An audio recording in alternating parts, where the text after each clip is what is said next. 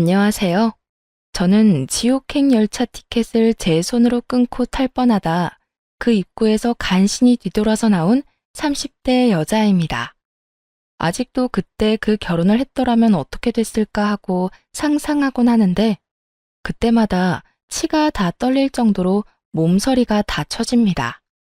몸서리가 다 처질 만큼 치가 떨렸던 저의 파혼 과정 한번 들어보실래요? 저와 남자친구는 3년을 연애한 사이였어요. 남자친구는 34살, 전 29살. 결혼을 생각해야 하는 나이였던 것도 맞지만 남자친구와 결혼 결정을 하게 된 것은 오직 나이만은 아니었죠. 3년이란 시간 동안 제가 봤던 남자친구는 다정했고 밝았으며 한결같았어요. 훗날 이런 남자가 내 아이의 아빠가 된다면 더없이 좋겠다는 생각을 하는 순간들이 많았고 그런 생각들이 짙어질수록 결혼이라는 단어가 낯설지 않게 느껴졌습니다. 그런 저의 생각들이 얼마나 잘못된 생각이고 크나큰 착각인지 알게 된 것은 그리 멀지 않은 어느 날이었죠. 저와 남자친구는 결혼 약속과 함께 식을 올릴 시기까지 생각하고 있었어요. 하지만 결혼 이야기가 오갈 당시 예비 시부가 오랜 지병으로 인해 돌아가시는 바람에 결혼은 자연스럽게 1년이 미뤄지게 되었어요. 그렇게 시간이 흐르고 다시 결혼 이야기가 나오고 있었고 미뤄진 만큼 저흰 서두르기로 했죠. 남자친구는 외동이었는데 예비 시모는 장례식장에서 잠시 인사만 나눠봤을 뿐 제대로 만나 인사를 나눈 적이 없었어요. 상견례를 하기 전 한번 뵙기는 해야 한다는 생각은 가지고 있었는데 그 기회는 생각보다 빨리 찾아왔습니다. 본격적인 결혼 이야기가 오가면서 진지하게 현실적인 부분에 대해 이야기를 나눴어요. 그간 두루뭉술하게 이야기를 나눈 적은 있었지만 이토록 하나부터 열까지 각 잡고 이야기를 나눠본 것은 처음이라 묘한 긴장감이 다 들더군요. 그렇게 시작된 이야기는 가장 중요한 집부터 시작됐어요. 자기랑 나랑 가진 돈으로 집은 어느 정도 해결되지 않을까? 물론 대출은 조금 껴야겠지만 이 정도 대출은 둘이 갚으면 금방일 것 같은데 어때? 괜찮긴 한데 사실은 우리 엄마가 신혼집으로 미리 마련한 집이 있다고 하시더라고. 자기만 괜찮다면 거기는 어때? 아, 정말? 집을 사서 오라는 것도 아니고 사두신 집이 있다는데 뭘 물어. 그냥 감사합니다 하고 들어가서 살면 되지. 그러면 내가 가정가구 마련하면 되지? 남는 돈은 어머니 드리든가 하자. 그러면 일단 집부터 좀 봐야겠네. 분위기도 좀 봐야 하고. 수리할 곳이나 인테리어 필요한 곳 있으면 미리미리 해야 하니까. 아무래도 그렇겠지. 그러면 내가 엄마한테 정확한 위치 물어볼게. 사실 나도 자세히 못 들어서 정확한 위치는 몰라서 말이야. 응. 그러면 저녁에 연락해줘. 그렇게 저흰 집은 미뤄두고 다른 이야기를 나누며 의견을 조율해갔고 생각보다 그 과정은 순조로웠어요. 결혼이 미뤄진 1년 동안 알게 모르게 나눴던 이야기들이 있어서도 그랬고 웬만한 부분은 모두 저에게 맞춰주려 남자친구가 노력한 덕분도 있었죠. 만족스러운 대화를 끝내고 집으로 돌아와 있으니 남자친구에게 연락이 왔고 돌아오는 주말에 예비 시모와 함께 집을 보러 가자더군요.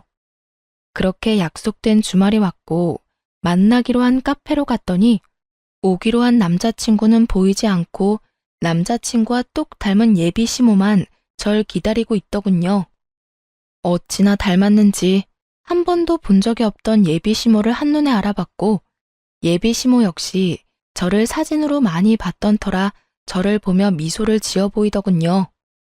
그렇게 저흰 헤매는 일 없이 서로를 마주하게 되었고 남자친구도 없이 예비 시모와 본격적인 인사를 나누게 되었어요. 그때 장례식장에서 보고 긴가민가 했는데 만나서 반갑네. 사진보다 실물이 훨씬 예쁘구나. 아니에요. 어머님이야말로 너무 아름다우신걸요? 어쩌면 이렇게 동안이세요? 저 깜짝 놀랐어요. 고마워. 아, 우리 아들은 회사에서 갑자기 연락이 와서 급히 나가더라고. 워낙 정신없이 나가길래 내가 너 만나면 이야기 전해줄 테니 여긴 신경 쓰지 말고 우선 급한 일이나 처리하라고 했어. 그러니 연락 안 줬다고 섭섭해하지 말고. 아, 그럼요. 그럴 수도 있죠. 이렇게 칭찬으로 말문에 포문을 연 저희는 분위기를 좋게 이어나가려고 했지만 이따금씩 찾아오는 정막은 어쩔 수 없더군요. 또다시 찾아온 정막에 마른 침만 삼킬 때쯤 예비 시모는 곧잘 마시던 커피를 내려놓더니 먼저 말을 꺼내더군요. 이야기 다 들었지? 집은 그렇게 하기로 했고 가정가구는 알아서 준비하면 될 것 같아. 그리고 번거로운 절차나 형식은 다 생략했으면 하는데 괜찮지? 아들한테 들으니 요즘엔 그렇게 하는 게 트렌드라고 해서 말이야. 조금 의아했어요. 다 생략하는 게 좋겠다고 생각은 했지만 남자친구의 말론 아무래도 자신이 외동이라 엄마가 제대로 격식 차리고 싶어 할 수도 있다는 이야기를 들었던지라 그렇게 하는 것도 나쁘진 않겠다고 생각했거든요. 그런데 그런 예비 시모의 입에서 생략하자는 말이 나오니 의아할 수밖에요. 제가 의아함을 감추지 못하고 있으니 시모는 오해를 했는지 이런 말까지 하기 시작했어요. 아, 혹시 혼수가 부담스러우면 정말 최소한으로 꼭 필요한 것만 채워 넣어도 되니 너무 부담 가지지 마라. 살면서 필요한 게 있다 싶으면 내가 채워줄 테니. 아니에요. 저도 그간 모은 돈이 있어서 그 정도는 충분히 할 수 있어요. 마음만으로도 감사해요. 전 손사래까지 치며 아니라고 했고 예비 시모는 그런 저를 보며 인자한 미소를 보였어요. 그 후로도 많은 대화를 나눴고 전 생각보다는 예비 시모가 괜찮은 분 같다는 생각을 하며 신혼집으로 향하게 되었죠. 그런데 신혼집에 가까워지면 질수록 참 이상하더군요. 분명 남자친구와 제가 살게 될 신혼집으로 간다고 들었는데 예비 시모의 차는 남자친구의 집을 향해 달리고 있었으니까요. 이윽고 예비 시모의 차가 멈춰선 곳은 다름 아닌 익숙한 아파트의 지하 주차장이었어요. 제가 매번 남자친구를 기다렸던 아파트 입구였죠. 3,000세대가 넘는 아파트였는데 심지어 그 집과 같은 동에 살게 된다는 걸 깨달았을 땐 이게 무슨 상황인가 싶더군요. 일단 전 아무 말도 하지 않고 엘리베이터에 몸을 실었고 엘리베이터가 같은 층에 멈춰섰을 땐 당혹스러움을 감출 길이 없었습니다. 그런 제 표정을 본 시모는 걱정하지 말라는 말과 함께 이렇게 말하더라고요. 아, 무슨 생각하는 줄 알겠는데 같이 사는 건 아니니까 그런 걱정은 하지 마렴. 이렇게 말한 시모가 빙그르 웃으며 바로 옆집의 문을 여는데 솔직히 지금 뭐 하자는 건가 싶더라고요. 이건 거의 같은 집에 산다고 봐야 무방하지 않을까요? 같은 아파트, 같은 동인 것도 모자라 옆집이라는 사실을 정말 남자친구가 몰랐을까 하는 생각과 함께 이 난관을 어떻게 헤쳐나가야 하나 당황스럽기만 했죠. 사실 혼자 되신 지 1년밖에 되지 않는 예비 시모를 생각해 신혼집은 되도록이면 예비 시댁에서 가까운 곳에 마련하는 것도 괜찮겠다는 생각은 했었거든요. 하지만 그건 어디까지나 가까운 곳이지 이렇게 같이 살다시피 하는 곳은 전혀 아니었어요. 그렇게 정신을 차려보니 집 아니었고 도저히 표정 관리가 되지 않았던 저는 일단 화장실에 도망치다시피 들어와 버렸어요. 거울을 보니 제 표정이 정말 가관이더군요. 그 순간 배에서 익숙한 고통이 느껴지며 직감적으로 한 달에 한 번 걸리는 마법의 날이 시작됨을 알게 되었어요. 하필 가방은 거실에 두었고 얼른 가방에 넣어둔 위생용품을 찾기 위해 조용히 화장실 문을 열고 나갔죠. 거실 쪽 베란다에서 창밖을 바라보며 예비 시모가 통화를 하고 있더군요. 중요한 전화라 굳이 베란다에서 통화하나 보다 싶어 조용히 가방만 꺼내가려고 했는데 그 순간 아들이라는 단어를 듣고 저도 모르게 귀를 쫑긋 세우고 말았어요. 아들, 그렇지 않아도 집 보여주고 있어. 반응? 어쩌기는 뭘 어때? 내 생각대로 입이 찢어지게 좋아하고 있어. 뭐, 집도 넓고 좋으니 자기가 안 좋아하고 배겨? 아파트 단지로 들어서고 난 후 입이 찢어지게 좋아하기는커녕 미소 한 번 보인 적이 없었는데 어떤 모습을 보고 저딴 이야기를 전하는지 모르겠더군요. 그 이야기만으로도 충분히 어이가 없는데 더 어이없는 말들이 제 귀에 들리기 시작했어요. 애까지 게 시댁 옆이라고 싫어하면 어쩔 거야? 너희 결혼한다고 진작 소문 다 나지 않았니? 그래, 그러니까. 그렇게 소문 다 난 마당에 파혼이라도 해봐라. 누구 손해일 것 같아? 남자는 아무 문제 없어도 여자는 그렇지도 않아. 온갖 추잡한 소문은 다 끌어안고 살아야 할 텐데 자기가 결혼 안 하고 배기겠어? 아우, 그리고 아들, 넌 도대체 눈이 어디 달린 거니? 여자 보는 안목 좀 키울 순 없어? 이 엄마는 얼굴 보고 깜짝 놀랐다. 명색에 우리 집 며느리 된다는 애 꼴이 그게 뭐야 도대체? 생긴 거는 꼭 여우처럼 생겨서는 입고 온 옷, 손에 쥔 가방, 신고 있는 신발까지 뭐 하나 제대로 된 것이 없던데? 걔 어느 정도 사는 집 애는 맞아. 그런데 왜 그렇게 후줄근하게 다녀? 엄마 창피해서 혼났어. 놀라움의 연속이었지만 이 정도에서 끝이 났다면 제가 이곳에 사연을 보내는 일은 없었겠죠. 네, 예비 시모의 말은 이것이 끝이 아니었어요. 입이 제대로 풀린 시모는 가쁜 숨을 고르더니 또다시 한바탕 쏟아내기 시작하더군요. 네가 좋다고 하니 일단 결혼은 허락하는데 1, 2년 여기서 살다가 합가하겠다고 한 약속이 있지 마라. 그때 되면 내가 무슨 이유를 갖다 붙여서라도 합가시킬 거니. 저의 꼴을 보아하니 훗날 태어날 우리 손주 교육이나 제대로 시키겠나 싶어서 그래. 그것뿐이겠니?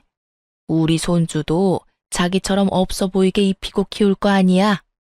내가 그 꼴을 어떻게 보니? 그러니 너도 그런 줄 알고 그때 가서 군말할 생각도 하지 마. 일단 네 말대로 맨몸으로 와도 아무 상관없다는 식으로 말도 흘렸고 분위기도 좋게 만들어놨으니 결혼해서 저 물건 꽉 잡고 산다는 약속이나 지켜. 아, 그리고 내가 어떤 시집살이를 시키든 상관하지 않겠다는 약속도 잊지 마려무나. 그 약속 믿고 결혼 허락한 거니까. 휘몰아치는 말들을 들으며 전 어찌해야 할 바를 몰랐고 정신을 차려보니 예비 시모와 헤어지고 저의 집 제 방이더군요. 전 이해가 되지 않았어요. 제가 무슨 잘못을 했다고 저를 그리 미워하는 건지. 아니, 애초에 장례식장에서의 그 짧은 만남을 제외하곤 인사한 건 오늘이 처음이었는데 제 모든 것이 싫다고 할 만큼 미움받을 틈이 있었나 싶더군요. 전 곱씹고 또 곱씹어도 저에겐 어떤 잘못도 없었고 생각하고 또 생각해도 이건 아니라는 생각이 강하게 들었어요. 그렇게 한참을 생각에 잠겨 있는데 엄마가 조심스럽게 제 방으로 들어오더라고요. 걱정이 가득한 표정의 엄마. 당연했어요. 집을 보고 오겠다며 신나서 나간 딸이 넋이 나간 것도 모자라 잔뜩 굳은 표정으로 돌아왔으니 말이에요. 딸, 오늘 집 보고 온다더니 무슨 일이 있었던 거야? 아무리 남자친구와 제가 하는 파혼이라 할지라도 혼자 할 결정은 아니라는 생각이 들었던 저는 제가 듣고 본 모든 사실을 엄마에게 말해주었고 제 말을 다 들은 엄마는 격분하기 시작했어요. 아니 뭐 그런 집구석이 다 있어? 어떻게 된 집구석이면 결혼을 하기도 전에 남의 집 귀한 딸을 합가시킬 계획까지 세우고 있냐고. 뭐? 시집살이? 자기가 뭔데 내 딸한테 시집살이를 시켜? 그니깐 나도 깜짝 놀랐어. 카페에서 이야기 나눌 때까지만 해도 전혀 그런 사람이 아니었거든? 그런데 남자친구랑 통화하면서 그런 말을 하는데 순간적이지만 같은 사람이 맞나 하는 생각까지 들었어. 그 애미의 그 아들이란 말이 이런 경우에 쓰는 말인가 보다. 자기 엄마가 그런 생각을 하면 뜯어말릴 생각을 해야지. 한 가정의 가장이 되겠다는 놈이 좋아서 같이 짝짝꿍하는 꼴이라니. 너 이 결혼 안 할 거지? 아무리 생각해도 아닌 것 같아. 그래, 이혼보단 파혼이야. 요즘 세상의 파혼은 흠도 아니야. 동거하다 찢어지는 사람들도 수두룩인 세상에 파혼이 무슨 흠이나 되겠어? 알고 있어. 그런 걱정은 하지도 않았고. 그래. 아휴, 파혼할 때 하더라도 상견례 자리는 마련해. 그 뻔뻔한 여자 얼굴은 한번 봐야겠으니. 파혼까지 하는 마당에 굳이? 왜 그런 시간 낭비를 해야 해? 시간 낭비되지 않게 알찬 시간 보내고 올 거니까 넌 잔말 말고 자리나 마련해. 그 순간 엄마의 눈은 반짝이고 있었고 전 엄마의 말대로 상견례 약속까지 잡게 되었어요. 상견례 날이 다가오고 모든 사실을 전해들은 아빠가 역정을 내며 그 집구석 박살을 내버리겠다고 한바탕 난리가 났더랬죠. 딸바보 아빠가 제 앞에서 그렇게 화낸 걸 본 적이 없었는데 엄마의 눈빛에 다시 순한 양이 되어선 엄마와 저만 상견례 자리로 향하게 되었죠. 아빠가 참석하지 않은 사실을 당일에야 알게 된 예비 시모는 눈에 보일 정도로 인상을 찌푸리고 있었지만 그 온화한 말투는 잃지 않고 있더군요. 엄마는 예비 시모의 모든 말들을 건성으로 대답한 채 주문을 했고 주문을 마친 엄마는 준비한 말들을 쏟아내기 시작했어요. 애들 신혼집 이야기는 들었습니다만 제 생각엔 34평은 좀 작은 것 같네요. 그러지 말고 이렇게 하는 건 어떨까요? 저희도 놀고 있는 집이 한 채 있는데 그 집에서 애들 시작하게 하는 걸로요. 엄마는 손을 닦고 있던 물수건을 내려놓으며 말했고 시모는 당황한 듯 눈썹을 들썩이며 답을 하더군요. 예? 34평이면 둘이 살기엔 부족함이 없을 텐데요. 아니 평수는 떠나서 위치도 좋고 집값도 꽤 나가는 곳이라 미리 받아두면 애들 앞으로 사는데도 도움이 될 겁니다. 그러니 집은 원래 계획대로 하는 게 좋을 것 같네요. 그런 거라면 걱정하지 않으셔도 되는 게 저희가 가지고 있는 집도 가격은 만만치 않아서요. 위치가 어디쯤인가요? 아시죠? 땡땡동의 땡땡땡 아파트. 거기 50평대라 살기는 더 좋을 거예요. 위치가 더 좋은 건 물론이고요. 이 정도는 돼야 애들 앞날에 도움 정도는 되지 않을까요? 누가 봐도 제 말이 맞을 텐데요. 엄마는 작정을 한 듯 눈 한 번 피하지 않고 예비 시모의 말에 대응하고 나섰고 예비 시모는 이런 상황은 전혀 예상하지 못한 듯 차가운 물만 마시고 있더군요. 어느 아파트인지 들은 남자친구가 적잖게 당황한 듯 말까지 더듬기 시작했죠. 거기 혹시 미연이가 지금 사는 곳 아니에요? 왜 아니야? 맞아. 내가 말한 노는 집이 사실은 우리 집 위층이야. 층간소음 때문에 고생 꽤 했었는데 윗집 이사 간다는 소식 듣고 그냥 사버렸거든. 와봤으니 알 테지만 전망도 좋고 교통편도 좋고 여러모로 지금 계획하고 있는 집보단 낫지 않겠어? 그래요.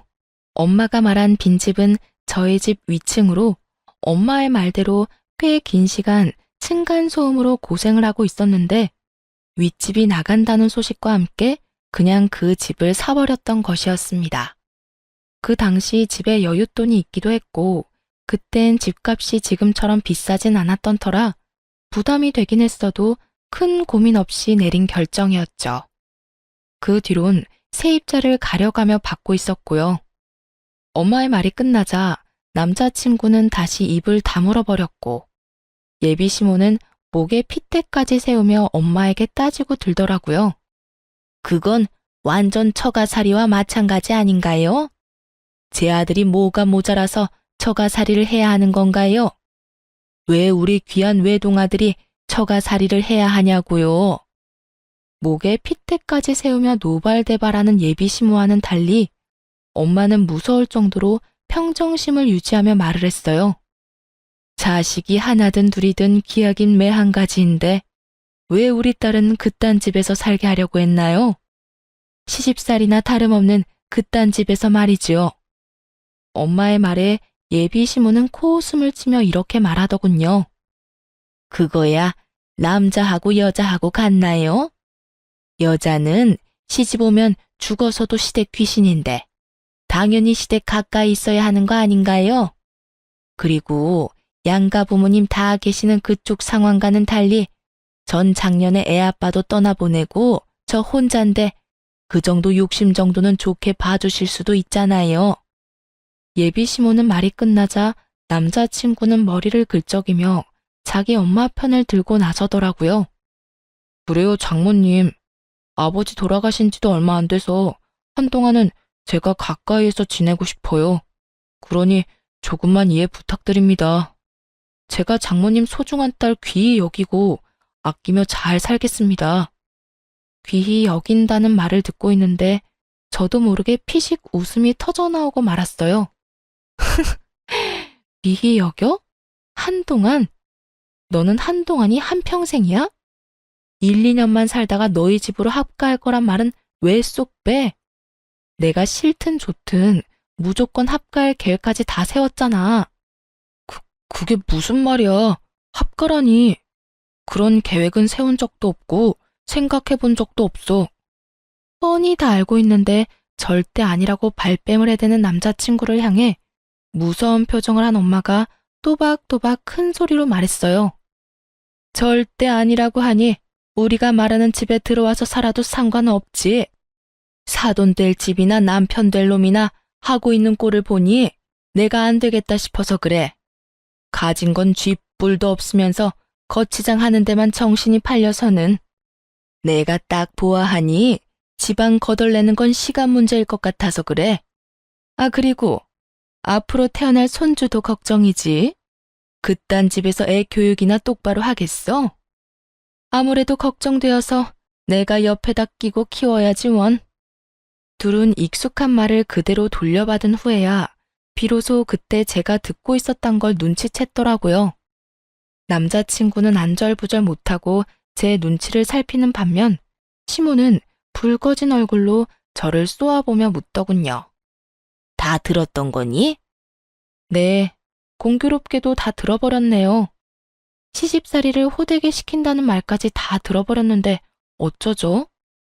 전 추후도 그 호되다는 시집살이를 당해줄 생각 따위는 없어서요. 이 음흉한 년, 어디서 보고 배운 것 없이 남의 통 하나 엿들어? 하여튼 이래서 가정교육이 중요하다니까. 예비 시모는 욕설까지 섞으며 저에게 화를 내기 시작했고 그런 모습을 그냥 두고 보고만 있을 저희 엄마가 아니었습니다. 생긴 대로 논다더니 천박하게 생겨서는 말하는 꼴도 생긴 그대로네. 어디선 연자를 입에 올려? 뭐? 천박? 너 말 다 했어? 난 더는 당신 같은 천박한 사람이랑 말 섞고 싶지 않은데 어쩌지? 너 이제 어떻게 할 거야? 내 딸이랑 결혼할 거야 말 거야? 엄마는 궁시렁대고 있는 예비 시모를 무시한 채 남자친구에게 물었고 우물쭈물 눈치만 살피던 남자친구는 고개를 푹 숙인 채 이렇게 말하더군요. 장모님 뜻에 따르겠습니다. 예상치 못한 답변에 예비 시모와 저는 놀라 남자친구를 바라보고 있는데 엄마는 이런 답을 예상했다는 듯 피식하고 웃어버리시더라고요. 놀란 것도 잠시 예비 시모는 남자친구를 붙잡고 닥달하기 시작했고 남자친구는 여전히 고개조차 들지 못하고 있었어요. 네가 어떻게 그런 결정을 내릴 수가 있어? 네가 어떻게 나한테 이럴 수가 있냐고? 그러면 어떻게 해?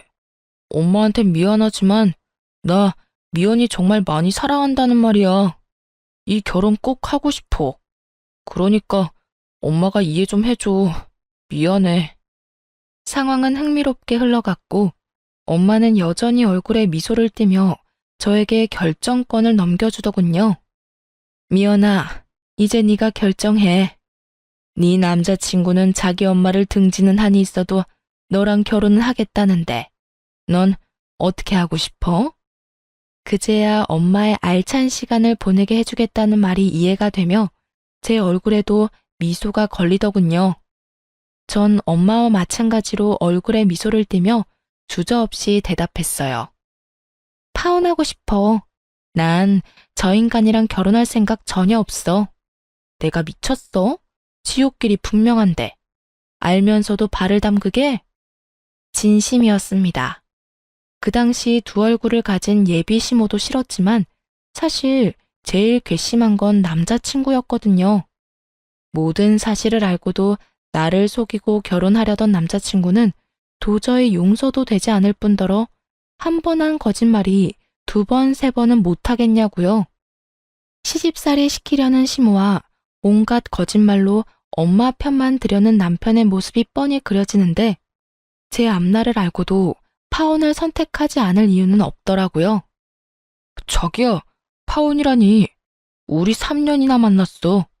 그런데 이제 와서 이런 일로 무슨 파혼이야? 내가 자기 뜻대로 다 한다니까. 그러니까 제발 마음 한 번만 돌려줘. 야, 돌리긴 뭘 돌려? 이딴 년 나도 싫다. 감히 어디서 네가 뭔데 내 아들한테 파혼을 운운해? 내가 뭐긴 뭐예요? 이 파혼의 당사자죠. 그러니까 아줌마보단 내가 파혼을 입에 올리는 게 좀 더 당연한 일이 아닐까요? 그리고 아줌마, 나도 싫어요. 나도 아줌마같이 몰상식한 사람이 내 시어머님이 되는 거 죽기보다 끔찍하다고요.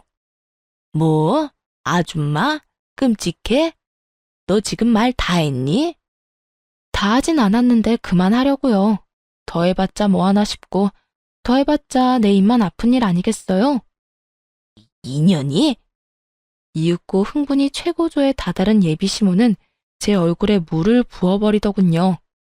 차가운 물이 제 얼굴을 적시고 물이 한 방울씩 뚝뚝 떨어지던 그때 이때껏 단 한 번의 흥분도 하지 않고 평정심을 유지하던 엄마가 그 자리에서 벌떡 일어나 똑같이 물을 끼얹으며 소리를 질렀어요. 이 미친 여자가 기어코 내 딸한테?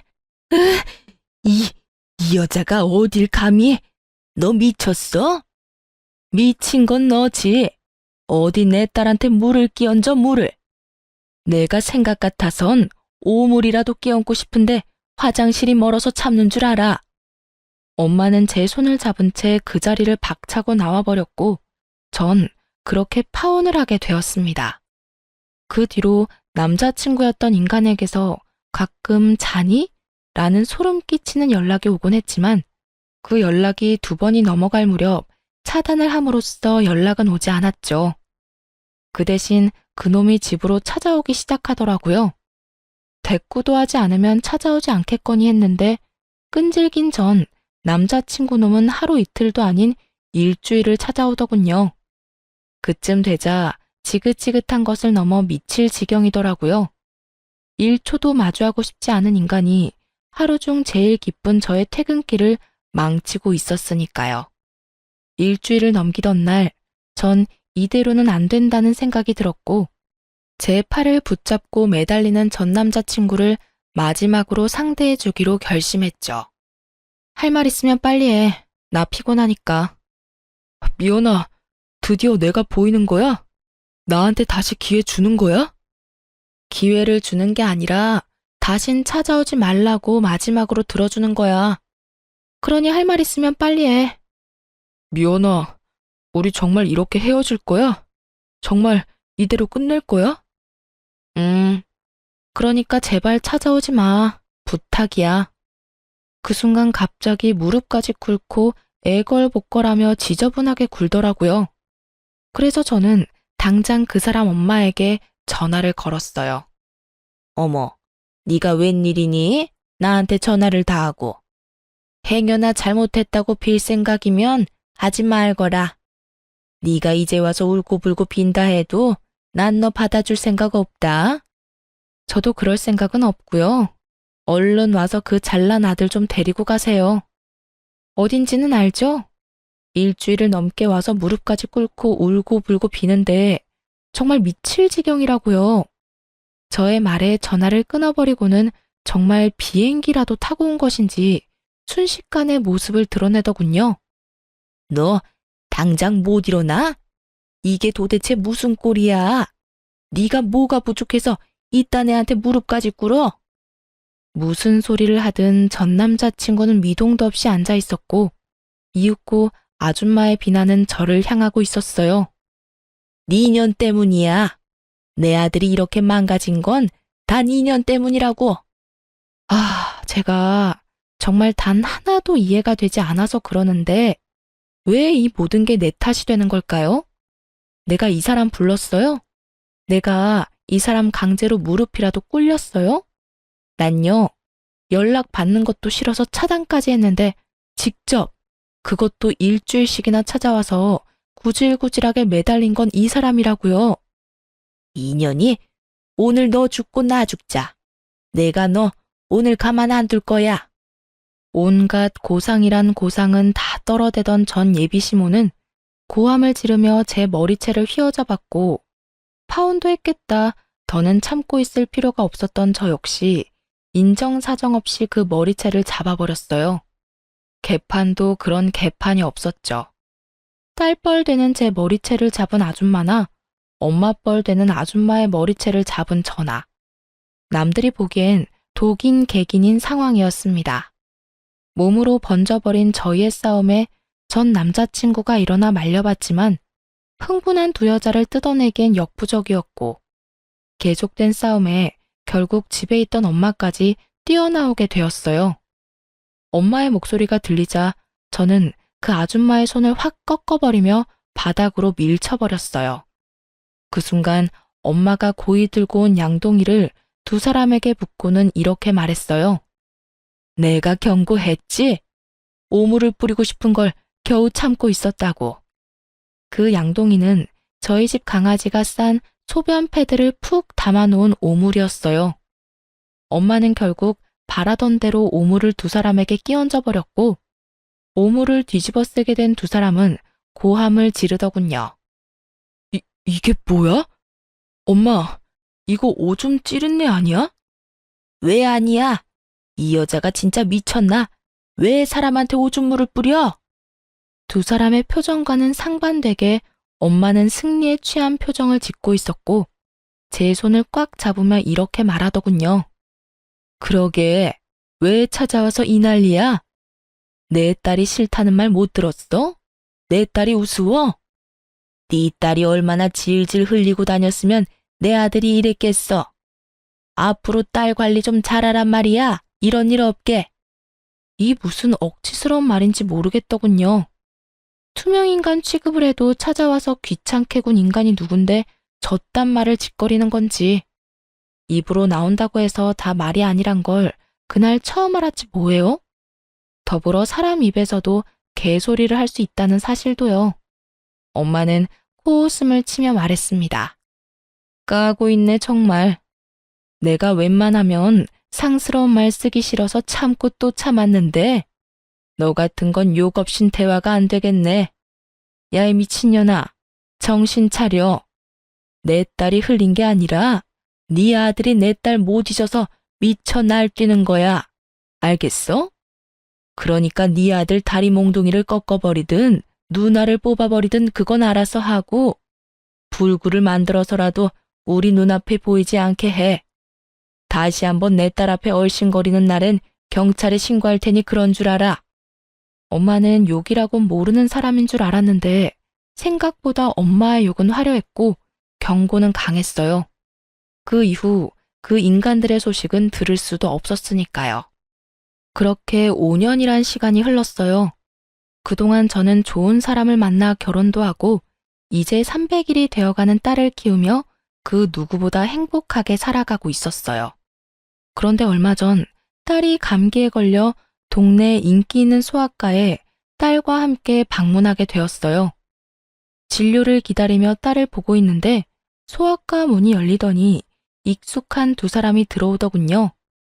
네, 맞습니다. 익숙한 두 사람은 5년 전 시모가 될 뻔했던 여자와 남편이 될 뻔했던 남자였어요. 두 사람은 100일이 갓 넘어 보이는 아기와 함께였는데 표정이 좋아 보이진 않더라고요. 사실 지금의 남편과 결혼할 때 딱 한 가지 고민이 있었어요. 그 사람이 신혼집으로 본인이 살던 집에서 시작하자고 말했는데 하필이면 예전 제 시댁이 될 뻔했던 집과 정말 가까웠거든요.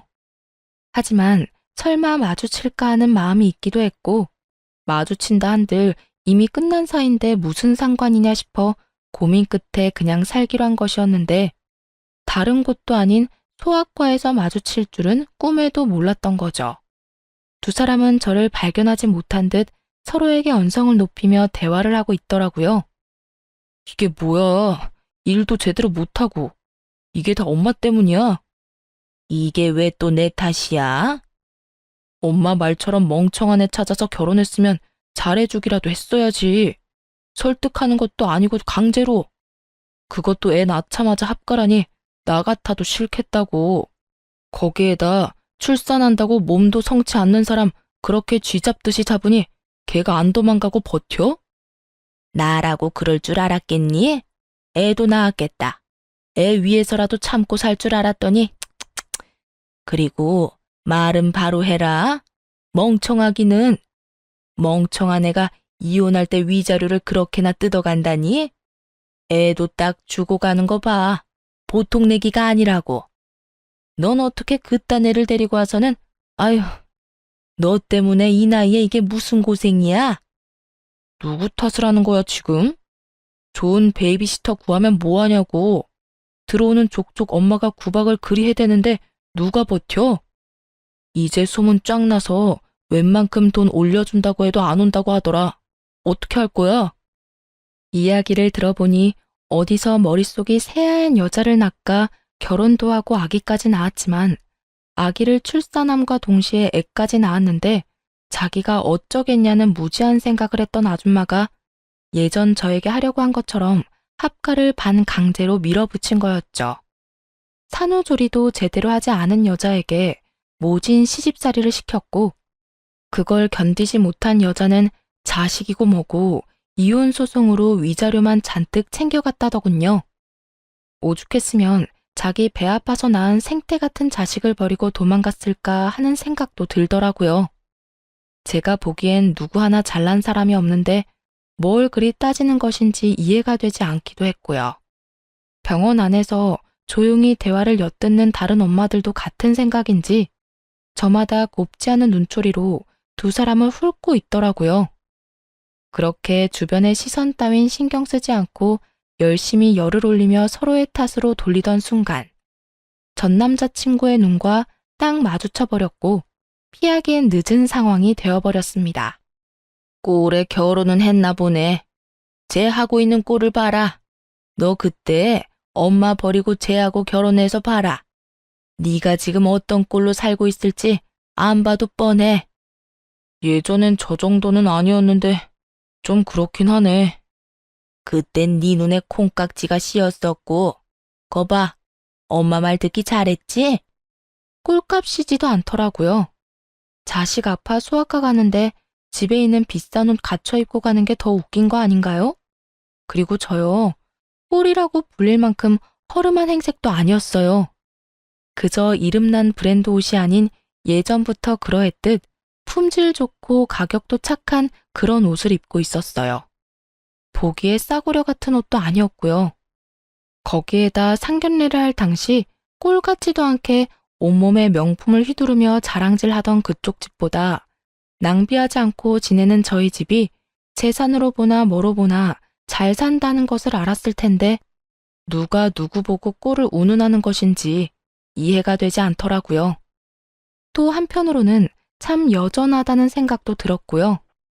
아무것도 묻지도 따지지도 않고 저를 미워하던 늙은 여자나 그런 엄마도 부모라고 좋다고 쿵짝 맞춰주던 저놈이나 말이에요. 이런 저의 마음을 아는지 모르는지 한참을 제 귀에 다들리게 쑥덕대던 두 사람은 본인들의 차례가 되었는지 진료실로 들어가고 전 예약을 하지 않고 갔던 터라 두 사람보다 더 늦게 진료를 보고 병원을 나서게 되었어요. 딸의 감기가 심하지는 않다는 말을 듣고 보다 가벼운 발걸음으로 병원 나서는데 글쎄 그 두 인간이 병원 입구에 서성이고 있는 것이 아니겠어요? 제가 진료를 보기 한참 전에 진료를 다 보고 나가는 것을 봤는데 이때껏 그 앞을 서성이고 있다니. 정말 뭐 하는 인간들인가 싶더군요. 뭐 반가운 얼굴이라고 굳이 얼굴을 내비치나 싶기도 하고요. 두 사람은 저의 예상대로 저를 기다린 것이 맞는 듯 눈을 반짝이며 오더군요. 그리곤 아직 하고 싶은 말이 남았는지 쉬지 않고 제 험담을 하기 시작했어요. 쟤 어떤 집에 시집 갔는지 뻔하다 뻔해. 보나마나 별 볼 일 없는 집에 시집 갔겠지. 제 성격도 성격이지만 그 정신 나간 여편네 고약한 성격에 어디 제정신 박힌 남자가 장가 왔겠어? 어디 멍청한 놈 하나 물어서 결혼했을 거야. 하긴 제 사귈 때도 성깔 보통 아니었어. 그나저나 같은 남자로서 제 남편 불쌍하네. 어쩌다 저런 애랑 결혼해서 애까지 낳았으니 이제 끝이지 뭐. 한평생 마누라 눈치도 모자라서 처가 눈치나 보고 살겠네. 넌 그런 애랑 결혼한다고 그 난리를 부린 거니? 엄마까지 버린다고 하면서? 에이 엄마, 그래서 결국 안 하고 엄마 곁으로 왔잖아. 지난 일은 묻어두자고요. 어찌되었든 내 옆에 제가 없다는 것만 기억하자고. 그래. 그때 파혼한 게 정말 천만다행이야. 정말 웃기지 않나요?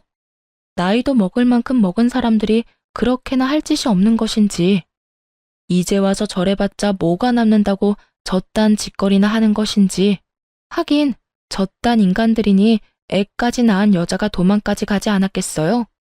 거기에다 자신들이 한 일은 생각지도 않고 입에서 나오는 대로 짓거려대는 모습들이 점점 제 신경에 거슬리고 있던 참이었죠. 더러워서 피하려고 했던 저의 인내심이 바닥나며 한마디 해야 하나 말아야 하나 망설이던 순간 익숙한 자태를 뽐내는 외제차가 급하게 멈춰서더군요. 여보! 저의 입에선 여보라는 말이 흘러나왔고 차에서 내린 말끔한 차림의 남편이 저에게 허겁지겁 달려왔어요. 여보, 당신 진짜 이럴 거야? 저의 남편인 걸 확인한 지금 저는 보았어요. 두 사람의 입이 정말 거짓말 하나 보태지 않고 쩍 벌어지는 모습을요. 어느새 차에서 내린 남편은 걱정스러운 눈빛으로 제 앞에 서 있었고 저는 출근한 사람이 여기 왜 있나 싶었어요. 응? 내가 뭘? 무슨 일 있어? 여긴 어떻게 왔어? 무슨 일 있지? 병원 갈 거면 나한테 말하라고 했잖아. 내가 같이 간다고. 왜 혼자 왔어? 병원이 천리말리 있는 것도 아니고 걸어서 충분히 올 수 있으니까 그냥 왔지. 그나저나 당신 오늘 이혼 상담 있다고 하지 않았어? 중요한 분이라고 준비 오래 했었잖아. 그건 어떻게 하고 여길 와? 지금 그깟 클라이언트가 중요해? 우리 집 두 여자가 나도 없이 병원에 갔다는데 어쩐지 장모님한테 전화드리고 싶더라니. 장모님한테 당신 병원 갔다는 말 듣자마자 상담 다 미루고 왔어. 네, 제 남편은 보시다시피 팔불출이고 꽤 능력 있는 변호사예요. 오늘 중요한 분과 상담이 있다길래 일부러 아무 말도 하지 않고 딸과 함께 병원에 왔던 것인데 남편이 결국 알고 득달같이 쫓아왔던 것이었어요. 남편은 자연스럽게 저의 품에 있던 딸을 받아 안았고 곁눈질로 두 사람을 보니 여전히 벌어진 입을 다물지 못하고 있더군요. 그랬겠죠. 두 사람은 제가 변변치 못한 남자랑 결혼해 대접, 대우 이런 것은 꿈도 못 꾸고 그저 애 하나 보고 사는 그런 불행한 꼴을 기대하고 있었던 것 같은데 제가 이리 사랑받으며 살고 있으니까요. 그 순간 귀히 대하겠다는 전 남자친구의 말이 왜 생각이 났는지는 모르겠지만 전 누가 보아도 귀히 대접을 받고 있었어요. 내가 이럴까봐 당신한테 말 안 한 거야. 다음부턴 절대 그러지 마. 병원 오는 게 뭐 힘든 일이라고 일까지 내팽개치고 와. 애 데리고 병원 오는 거 충분히 힘든 일이야. 그거 보통 일이 아니라고. 그러니까 내가 일도 내팽개치고 이렇게 달려오는 거 싫으면 다음부턴 미리미리 말해줘. 10분 전이라도 되니까 미리 말만 해. 괜히 혼자 애 데리고 고생하지 말고. 당신 출산하고 손목도 안 좋잖아. 그래서 걱정이 너무 돼서 그래. 남편은 제 손을 잡고 흔들며 애교를 부렸고 전 하는 수 없이 웃고야 말았죠. 제가 웃으니 남편도 방긋 웃어 보였고 저에게 이제 차에 타라는 듯 자연스럽게 뒷문을 열어주었어요. 전 누구보다 자연스럽게 그 차에 쏙 타버렸고요. 그 순간 두 사람의 표정이 어땠는 줄 아세요? 믿을 수 없다는 눈빛과 함께 절망적인 표정을 짓고 있더라고요. 품에 안은 아기는 쉴 새 없이 울고 있었고요. 그 순간 제 마음에 통쾌함이 가득했다면 제 심보가 너무 고약한 걸까요? 남들 생각이 어떻든 전 그 순간 참 통쾌했어요. 그렇게 사람 면전에 두고 온갖 무시와 핀잔을 해대더니 실상은 전 이렇게 사랑받고 있고 입이 마르도록 욕하던 그 꼴이 자신들이 처한 꼴이었으니까요. 그렇게 차에 탄 제가 통쾌함에 미소 짓고 있는데 남편이 차에 타려고 문을 열며 이렇게 외치더라고요. 안 되겠어. 우리 당장 차 한 대 더 사자. 당신 타고 다닐 차 있어야겠어. 아니면 이 차 줄까? 이 차 탈래? 이렇게 저의 팔불출 남편은 자신도 모르는 사이에 저의 복수의 마침표를 찍어주었어요. 전 이런 팔불출 남편과 아주 행복하게 잘 살고 있습니다.